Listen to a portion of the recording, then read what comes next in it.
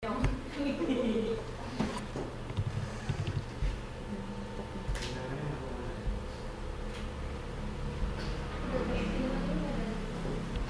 presentasinya cuma 20 menit, 5 menit tanya jawab. Oke, bisa kita mulai? Silakan. Assalamualaikum warahmatullahi wabarakatuh. Selamat siang, salam sejahtera buat kita semua. Di sini saya mewakili kelompok 1 akan mempresentasikan manajemen tentang pendelegasian. Pendelegasian menurut Hiller, pendelegasian adalah mempercayakan tugas kepada orang lain namun tanggung jawab masih ditanggung pendelegasi. Maksudnya seorang atasan menugaskan bawahannya tapi tanggung jawab pentingnya masih di atasannya. Menurut Mulyadi dan Setiawan, pendelegasian adalah memberikan wewenang oleh atasan yang lebih atas kepada atasan yang lebih rendah untuk melakukan suatu pekerjaan dengan otoritas secara eksplisit itu apa saya kurang tahu, dari atasan memberikan wewenang pada waktu wewenang tersebut akan dilaksanakan. Pendelegasian materinya yaitu ruang lingkup pendelegasian, pendelegasian tugas, peranan pendelegasian, profil karakteristik pendelegasian. Ruang lingkup pendelegasian yaitu masalah pendelegasian, definisi dan manfaat pendelegasian. Masalah dalam pendelegasian, misalnya seseorang dalam melakukan tugas dan mengalami suatu problem sehingga harus menyelesaikan masalah tersebut. Biasanya antara komunikasi tim atau dengan klien atau pelanggan. Definisi ini enggak ada keterangannya, nanti dilihat di buku aja, ini cuma sub-subnya saja. Manfaat pendelegasian. Pendelegasian tugas yaitu antara lain yaitu cara efektif mendelegasikan tugas. Alasan atasan tidak melakukan pendelegasian, langkah-langkah sebelum melakukan pendelegasian, langkah-langkah mendelegasikan tugas dan wewenang, proses pelaksanaan pendelegasian. Cara efektif mendelegasikan tugas, seorang atasan biasanya dengan tugasnya yang menumpuk sehingga dia harus menugaskan bawahannya. Itu juga termasuk dalam alasan untuk mengapa harus dilakukan pendelegasian. Sedangkan alasan tidak melakukan pendelegasian, mungkin atasannya mampu sehingga tidak perlu melakukan pendelegasian. Langkah sebelum melakukan pendelegasian yaitu suatu tugas yang sangat tidak mudah untuk mendelegasikan, yaitu sebelum melakukan pendelegasian harus mencermati apakah bawahannya itu mampu atau gimana gitu. Langkah mendelegasikan tugas dan wewenang. Selanjut, peranan pendelegasian sebagai pendukung karir atasan, yaitu suatu karir akan meningkat apabila tugas dari pendelegasiannya selesai dengan baik. Mungkin dari atasannya akan menaikkan si petugas ini karirnya lebih meningkat. Pendelegasian sebagai sebuah metode penelitian yang efektif. Penelitian terhadap karyawannya, mungkin dengan diberikannya tugas tersebut akan terlihat kemampuan dari karyawannya, apakah dia memiliki keahlian sehingga dapat efektif untuk menyelesaikan tugas. Profil karakteristik pendelegasian. Berkaitan dengan pendelegasian yang efektif, para atasan memilih metode sendiri sesuai dengan kondisi dan karakteristik karyawan.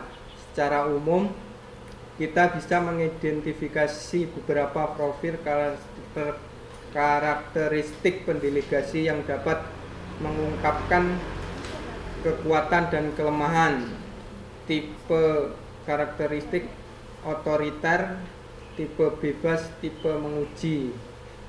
otoriter, yaitu atasan mungkin menekan dan mengatur, bebas menyerahkan delegasi itu dengan pasrah, dengan apa ya, dengan bebas lah. Tipe menguji, mungkin menguji kemampuan dan kinerja pegawai. Kelompok 3, anggun, bagus, cici, didik. Mungkin cukup sekian dari saya. Apabila ada yang bertanya, saya persilakan. Tadi Mas Noro bilang untuk pendelegasian, ya kan itu kan tadi kepercayaan memenang kepada bawahan. Nah, tadi kan Mas Noro bilang atasan harus bisa menilai apakah bawahan kita mampu apa tidak untuk dikasih delegasi untuk dipercaya. Yeah. Gimana kita, seumpamanya saya sebagai atasan, saya sekarang punya toko, saya punya gimana kita bisa menilai? Ya dia suruh bawahan itu mampu apa tidak? Mampu atau tidak ya diuji untuk mendelegasi dulu. Diuji ya, dilihat ini tukang nyolong apa enggak, terus jujur apa enggak gitu kan. Jadi dia bagus enggak gitu, diuji dengan menguji seseorang itu dengan kekuasaan, dengan harta, dengan apa, mungkin dia bisa mengatur itu apa enggak. Kalau mungkin dia bisa, mungkin ya itu bagus gitu. Mbak Suci kalau bertanya enggak boleh.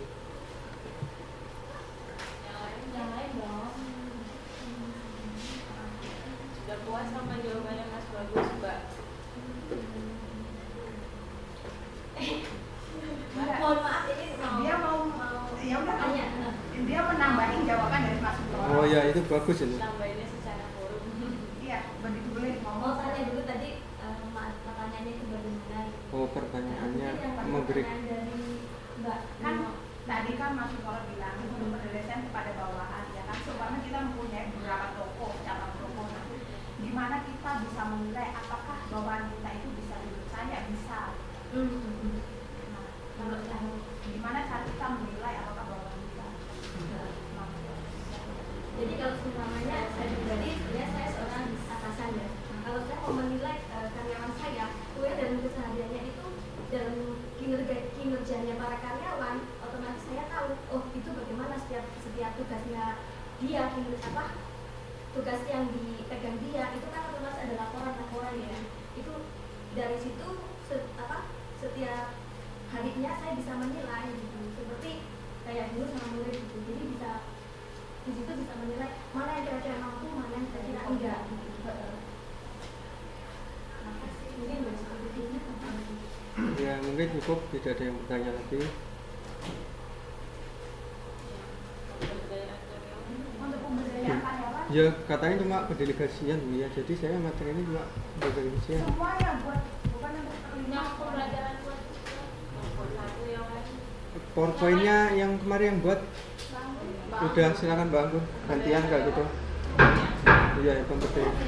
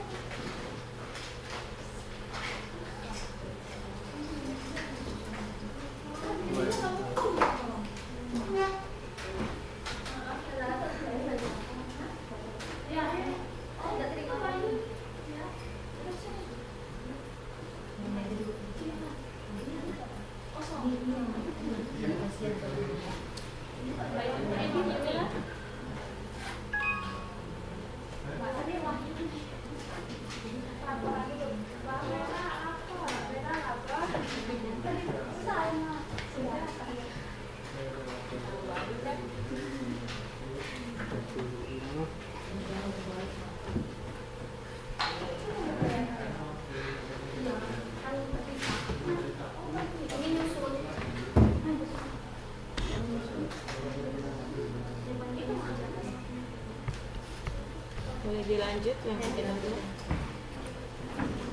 Mungkin dari saya tentang pendelegasian saya akhiri. Wassalamualaikum warahmatullahi wabarakatuh. Waalaikumsalam warahmatullahi wabarakatuh. Kasih semangat.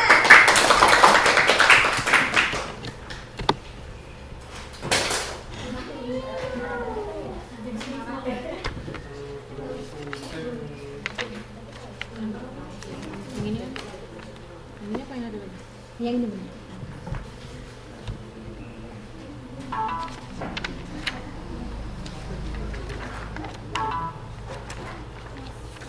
Ini cuman yang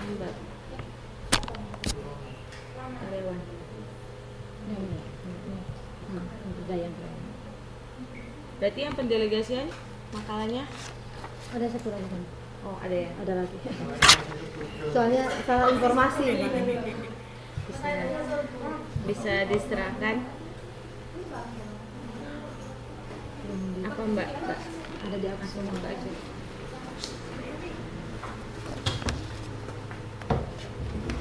Semuanya agak dekat ke sini ya. Oh iya. Sebenarnya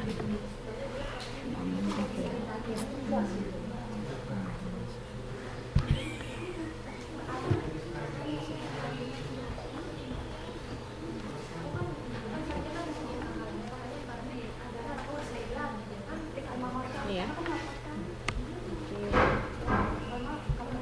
Oke, kita lanjut ke kegiatan 2 pemberdayaan karyawan dengan Mbak Anggun. Beri aplaus buat Mbak Anggun. Ya, terima kasih. Assalamualaikum warahmatullahi wabarakatuh. Selamat siang dan salam sejahtera semuanya. Saya dari kelompok 1 ingin mewakili presentasi dari kegiatan belajar 2, yaitu tentang pemberdayaan karyawan. Di sini ada pengertian pemberdayaan karyawan. Pemberdayaan adalah memaksimalkan pemberian wewenang kepada karyawan untuk merencanakan, mengendalikan, dan membuat keputusan tentang pekerjaan yang terjadi tanggung jawabnya tanpa harus secara eksplisit dari manajemen di atasnya. Ruang lingkup pemberdayaan karyawan.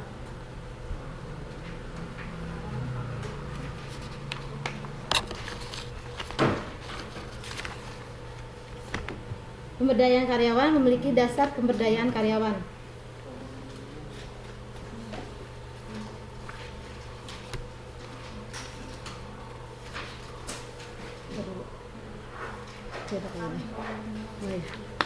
Dasar pemberdayaan karyawan yaitu menurut Mulyana dan Setiawan pada tahun 2001, memberdayakan karyawan hanya bisa diwujudkan dengan 3 keyakinan dasar. Yang pertama, prinsip subsidiarity. Yang kedua, karyawan pada hakikatnya baik. Dan ketiga, trust based relationship.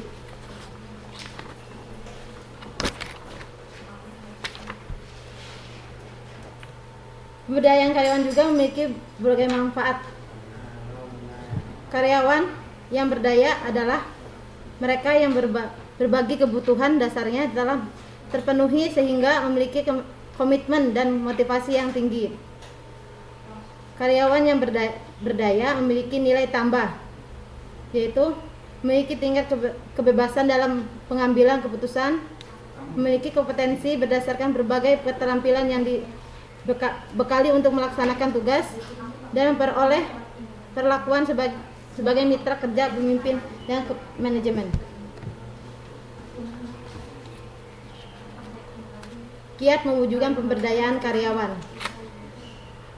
Menurut Mulyadi dan Setiawan pada tahun 2001, mereka berkesimpulan bahwa kompetensi karyawan akan menghasilkan produk dan jasa yang berkualitas di dalam lingkungan kerja yang berkualitas. Kiat mewujudkan itu dengan cara pertama, pemberdayaan karyawan adalah hasil dari pengembangan kompetensi dari dalam diri karyawan itu sendiri. Kedua, kompetensi karyawan akan menghasilkan produk dan jasa berkualitas. Yang ketiga, pada akhirnya berfungsi untuk mendapatkan kepercayaan dan manajemen. Yang keempat, bagaimana menciptakan lingkungan kerja yang kondusif.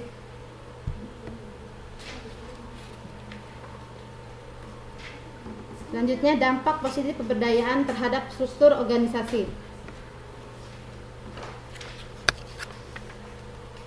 Pemberdayaan karyawan juga memiliki dampak positif yang diantaranya organisasi lebih mendatar, arus informasi bergerak